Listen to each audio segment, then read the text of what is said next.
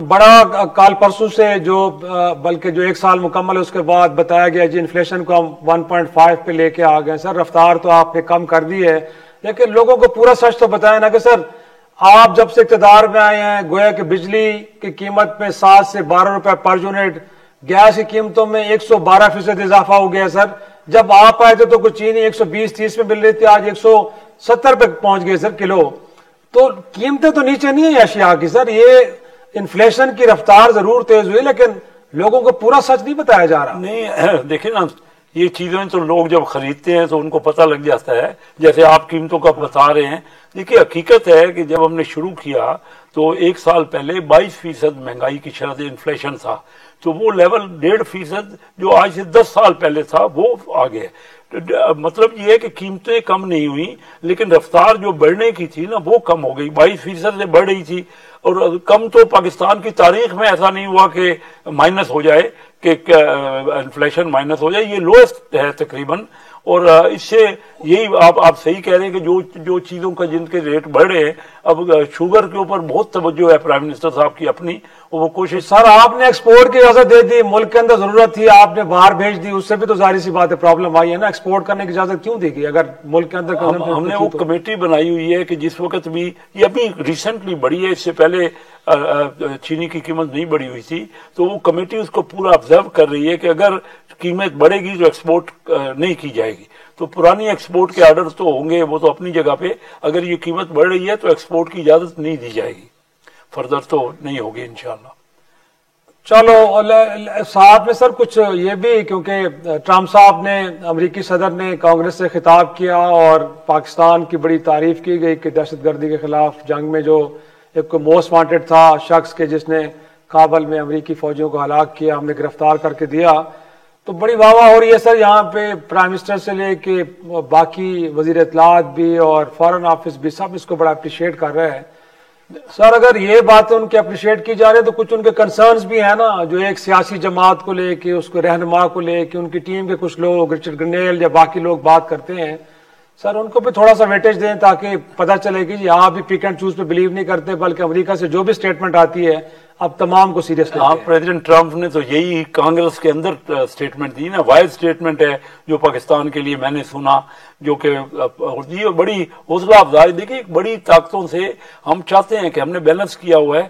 میں ابھی گیا, ریسنٹلی مشقیں ہو رہی تھی نیوی کی, تو میں نے بڑی خوشی ہوئی ہے دیکھ کر کہ ہمارے یہاں امریکہ نے بھی اپنے جنگی جہاز بھیجے تھے, بحری جہاز, اور چائنا نے بھی. تو یہ بڑا کم ہوگا ملکوں میں جہاں چائنا اور امریکہ دونوں ملکوں کی ایکسرسائز کے لیے انہوں نے اپنے بحری جہاز بھیجے. تو اس قسم کے ہمارے تعلقات جو ہے نا بیلنس ہے, توازن ہے پاکستان کا. ٹھیک ہے کہ خیال یہ تھا پی ٹی آئی کا کہ پریزیڈنٹ ٹرمپ بن جائیں گے تو شاید وہ کوئی پاکستان میں ایسے ہی ہوگا ان کے لیے, پی ٹی آئی کے لیے. لیکن دیکھیے یہ ملکوں کے تعلقات جو ہوتے ہیں نا وہ آپس کے تعلقات ہوتے ہیں, وہ کوئی ذات پہ یا انڈیویجولیٹی پہ نہیں منحصر ہوتے. اور ہمارے تو بڑے دیرینہ تعلقات ہیں پاکستان کے اور امریکہ کے. کوئی بھی حکومت آتی ہے تو یہ تعلقات برقرار رہتے ہیں. اور یہ انشاءاللہ یہ دیکھ آئی ایم ایف کا آیا ہوا ہے, یہاں پہ وفد آیا ہوا ہے, ہمیں پوری امید ہے کہ وہ انڈورس کرے گا ہماری پالیسیز کو, اور نئی ٹرانچ آئی ایم ایف کی ہوگی. تو یہ امریکہ کو بہت بڑا رول ہوتا ہے, آئی ایم ایف میں بھی ان کا حصہ ہے کافی بڑا. تو ہمارے تعلقات بہت اچھے ہیں امریکہ سے, اور یہ خوش آئند بات ہے جو انہوں نے پریزیڈنٹ ٹرمپ نے کانگریس میں بات کی ہے. تاسلی شیخ صاحب یہ دیکھیں تو اس وقت 2 صوبے, اس میں تو ہم حالت جنگ میں ہیں, لگتا یہ ہے کہ we are at war with Afghanistan, borders بند پڑے ہیں. سر اس معاملے کو لے کے ماضی میں تو ہم نے دیکھا ہے کہ کوئی ایک آل پارٹی کانفرنس ہوتی ہے, کوئی جوائنٹ سیشنز ہوتے ہیں, پارلیمان سیاسی جماعتیں انگیج کرتی ہیں. سر ایسا کچھ ہو نہیں رہا, تو حکومت اس معاملے کو لے کے کچھ سوچ رہی ہے, کوئی پریشان بھی ہے کہ نہیں, بس دیکھیے نا چیزیں جیسے چل رہی چلتی ہیں. ایک پارٹی ہے وہ پچھلے 10-11 سال سے صرف دھرنوں کے بلیو کرتی ہے یا نیگیٹو پالیٹکس پہ. جب وہ پارٹی کہے گی اپنے پاکستانیوں کو کہ پاکستان میں ریمیٹنس نہیں بھیجیں, حالانکہ ان کے کہنے کے باوجود ریمیٹنس تو بڑھ گئی.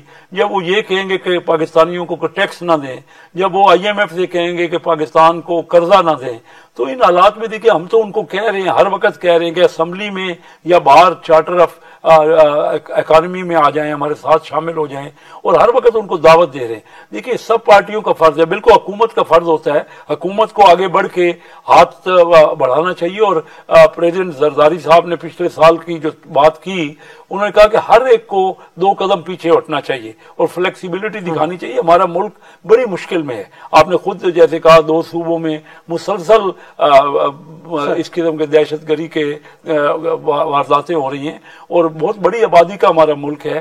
ہم توقع کرتے ہیں کہ دوسرے ممالک بھی ہمارا ساتھ دیں گے، اور ان مشکل حالات میں جس طرح ہمیں ڈیموکریسی یہاں پہ چل رہی ہے، یہ جس انداز سے، یہ بہت بڑا ایک کارنامہ ہے میں سمجھتا ہوں۔ یہ کوئی حالات بڑے دیگر گو ہیں، ہم جب اور لوگوں کو بھی ہم نے ان کی حالت کو بھی امپروو کرنا ہے، ان کا اسٹینڈرڈ بڑھانا ہے، ان کی لیونگ سٹائل کو بہتر کرنا ہے۔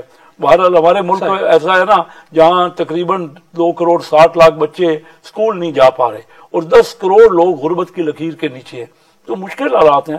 اور یقیناً سر، یقیناً مشکل حالات ہیں، اور ان مشکل حالات کو لیکن ہم نے کامیابیاں حاصل کی ہیں۔ 1 سال میں ہم نے بہت محنت کی ہے، ہم نے ریزلٹ اورینٹڈ حکومت کا تھا، اور ہم اگلے سال انشاءاللہ اور بہتر حالات ہوں گے، آپ بہتر محسوس کریں گے۔